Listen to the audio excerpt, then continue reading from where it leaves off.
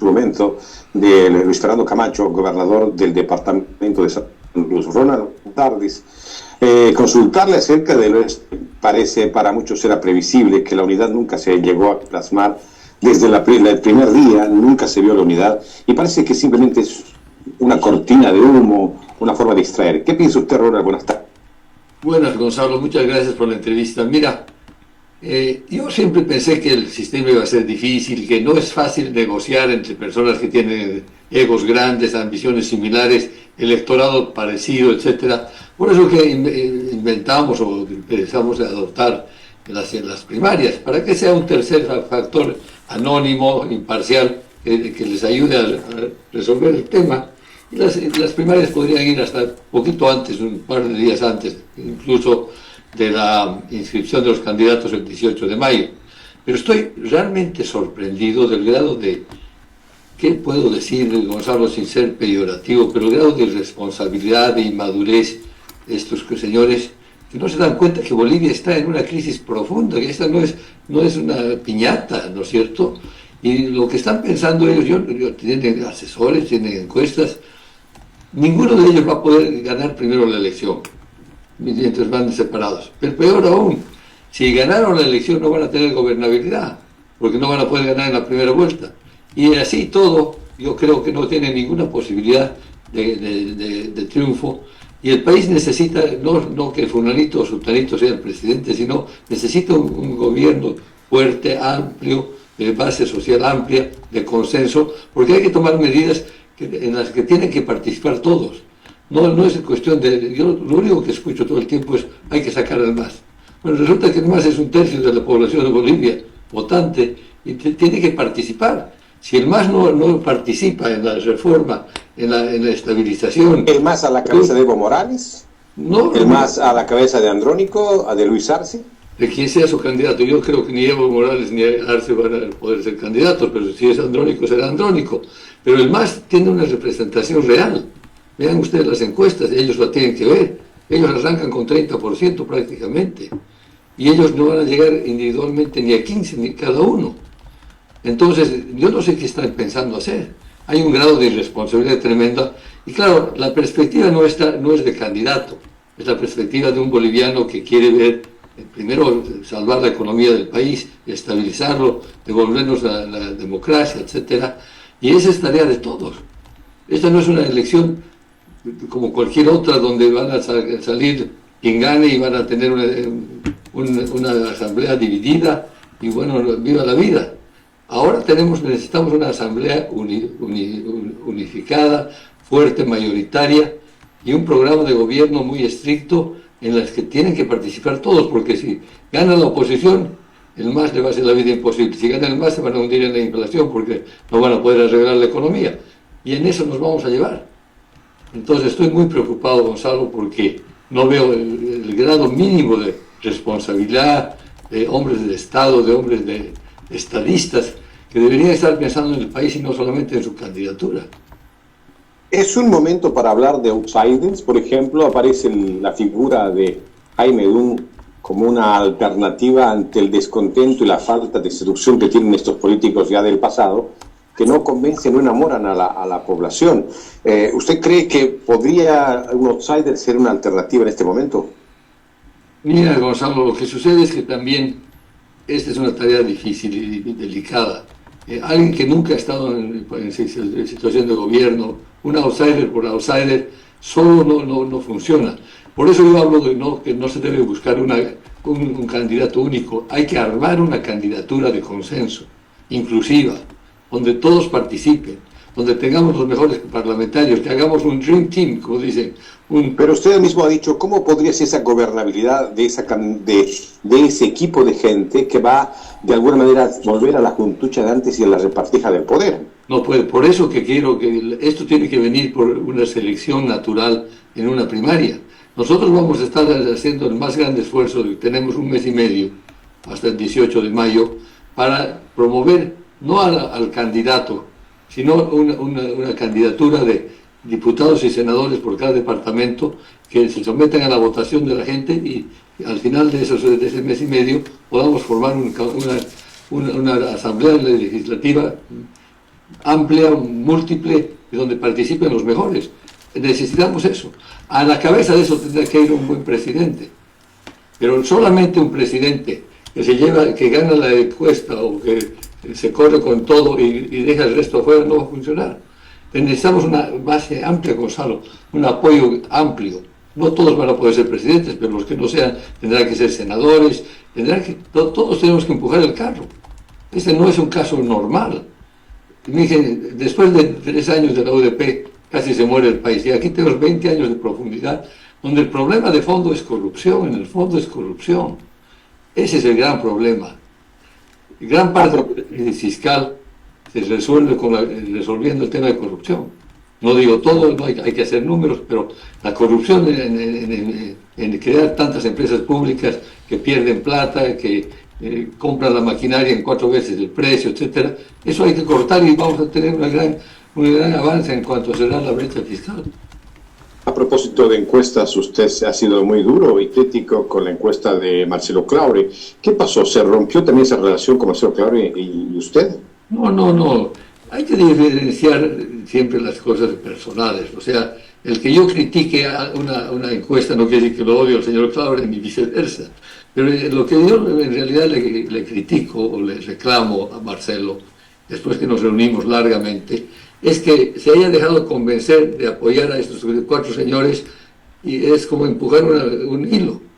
No van a ningún lado, no se encuentran, entonces se decepciona y dice que van a apoyar a cualquiera.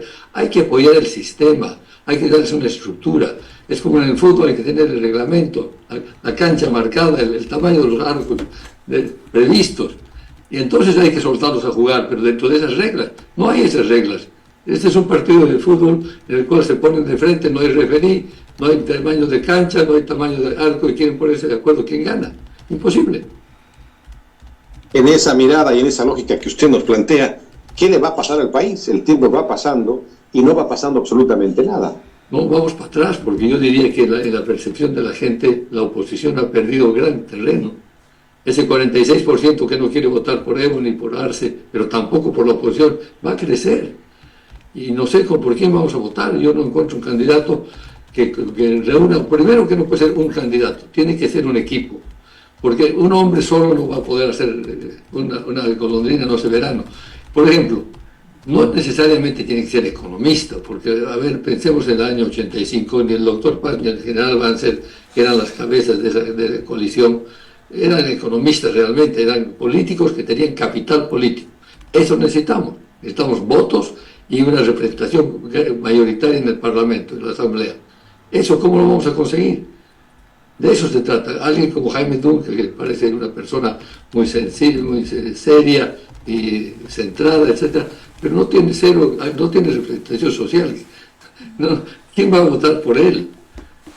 Yo le expliqué a él y a muchos otros muchachos jóvenes, la política es una carrera de largo plazo. Hay que acumular experiencia, conocimiento y ser conocidos y ser confiados. Y los que deberían tener esto no lo tienen y han obstaculizado, han taponado el desarrollo de la siguiente generación. Entonces estamos ahora huérfanos.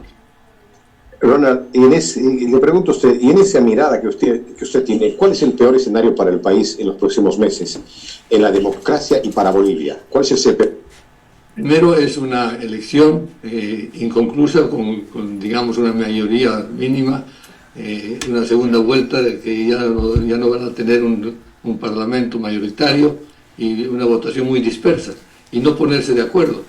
Ahora, si gana el MAS, por así decir, o esa fuerza, ¿no es cierto?, van a tener dificultades en resolver el problema económico porque no tienen ni la experiencia, ni creen, ni tienen los contactos, ni la credibilidad internacional para hacerlo. Y si gana la oposición, van a tener a estos señores enfrente. Entonces, tenemos que llegar a un acuerdo incluso previo a la elección, porque si nos enfrentamos, no hay ganadores. Esa es la situación, y eso hay que decirle con sinceridad a la gente. No podemos seguir en la pelea de Tuto con Evo hace 20 años. No es un problema de personas, es un problema de sistemas. Es momento. En este sistema y este sistema de personas, ¿cuál es el papel que juegan las Fuerzas Armadas? Bueno, las Fuerzas Armadas tienen un mandato constitucional, de hacer respetar las leyes. Eso se ha violado hace tanto tiempo, o sea, el abuso que hay del poder ejecutivo, desde el poder ejecutivo sobre la justicia y sobre el Parlamento. Las Fuerzas Armadas no están equipadas, creo, para actuar, no las veo, a no ser que haya una disrupción del orden público muy fuerte, violencia en las calles. Entonces seguramente actuarán, pero entonces eso es actuar cuando ya la leche se ha derramado, ¿no? Hay que prevenir aquello. Y por eso que yo tengo la gran preocupación de que en esta situación en que estamos entre la democracia y la dictadura y la debilidad institucional, puede reventar una guerra civil. Podemos entrar a un conflicto, y una de las características de la guerra civil es que nadie la ve venir. Un día aparece, porque pasó con la primavera árabe. Se quemó un vendedor ambulante, se echó gasolina y se quemó en la calle y encendió a todo el mundo árabe. Cayeron 4 o 5 presidentes. Entonces, Ronald, ¿usted está advirtiendo una guerra civil en el país? ¿Está advirtiendo ese es un peor escenario que podemos tener los bolivianos? Absolutamente, ¿por qué no? ¿Qué tenemos los bolivianos que nos haga tan diferentes del resto del mundo que ha tenido estas experiencias? Cuando no hay resolución democrática, institucional, el hambre está rondando, no hay combustible, no hay dólares, no hay remedios, y la gente no puede trabajar, no pueden traer sus insumos para producir, no pueden exportar. Nos están sofocando, nos están ahorcando, nos están estrangulando. Y viven como si no pasara nada. Además de eso hacen corrupción trayendo el diésel y la gasolina. Es decir, este es un crimen mayor. Y en eso los opositores oficiales, ¿no es cierto?, andan peleándose como yo digo, como borrachos que se pelean por botellas vacías. En vez de pelearse, tienen que ayudarse. Realmente se necesita el concurso de todo el mundo para salir adelante, pero esa es la voluntad de darnos cuenta que estamos por caer al precipicio y seguimos peleando, y el coche está yendo directo a caer al precipicio. Este es un escenario bastante oscuro que nos plantea. Es más, cuando Evo Morales amenaza con venir marchando hasta La Paz el 16 de mayo para ser habilitado, algo que no puede ser, van a llegar armados, van a ir con palos, van a ir con gente. El peor escenario que viene. Entonces, ¿quién cuida al país? ¿Qué le espera al boliviano común? ¿Qué le espera al ciudadano con las leyes, con las normas? Es un escenario realmente muy duro, con instituciones que están devastadas. No hay gobernabilidad, porque entre quien entre, lamentablemente, no va a poder gobernar, tomando en cuenta nuestras características de ciudadanos bolivianos. Por eso es que hay que hacer un pacto. Lo hemos hecho en el pasado. Un pacto, un acuerdo, el pacto por la democracia, el acuerdo patriótico. Cuando hay momentos de crisis, los hijos no pueden pelearse encima de la madre enferma. Tenemos que dejar las armas, dejar los ataques, los odios, y dejarnos de jugar al ego de cada uno. Decir, bueno, a ver, sentémonos, y hay que sentarse con la otra gente también. O sea, la polarización no ayuda. Lo han hecho pésimo como partido, como gobierno, pero tienen una votación que los apoya. Esa es la realidad. Si no queremos ver eso, pues estamos perdidos. Ronald, usted habla de hacer un pacto para poder salir de esta crisis que tiene nuestro país. ¿Cree que existe en nuestro país, en la clase política que tenemos en este momento, la madurez suficiente como para que puedan llevarse a cabo un pacto y respetar su palabra? Lo que estamos viendo en estas últimas horas es que al parecer la clase política no tiene palabra. Es patético, querida, es Totalmente. Patético. Si entre ellos no se ponen de acuerdo, ¿cómo se van a poner de acuerdo con la vereda del frente? Tenemos que hacer un alto en el camino y decir, bueno, a ver, salvemos el país. Esto está yendo, estamos haciendo lo que se llama un estado fallido. Los países limítrofes están cerrando las fronteras, nos están aislando como si tuviéramos plaga. Y la plaga está pues ahí en la corrupción, en el hambre, y estos tipos van a salir corriendo y nos van a dejar aquí acabados. Yo estoy preocupado. No tengo ningún ánimo de asustar a la gente, pero por favor, ¿cómo puede ser que no tengan un poquito de responsabilidad? Entonces, yo estoy queriendo recurrir a la gente más joven. Promovamos una asamblea legislativa de los mejores legisladores, los jóvenes que han pasado por estos años. Hay que ayudarles, hay que empujarlos. No se trata de ser presidente a fulanito o a sutanito. Es la estructura la que tenemos que reforzar. Y el que resulte presidente, que se resulte por consenso, no por capricho. Y eso le critico a Marcelo Claure. Él está poniendo su plata donde está el capricho y no donde están las ideas y la racionalidad. Ronald, muy duro lo que usted dice, muy contundente, y lo veo realmente una posición muy radical.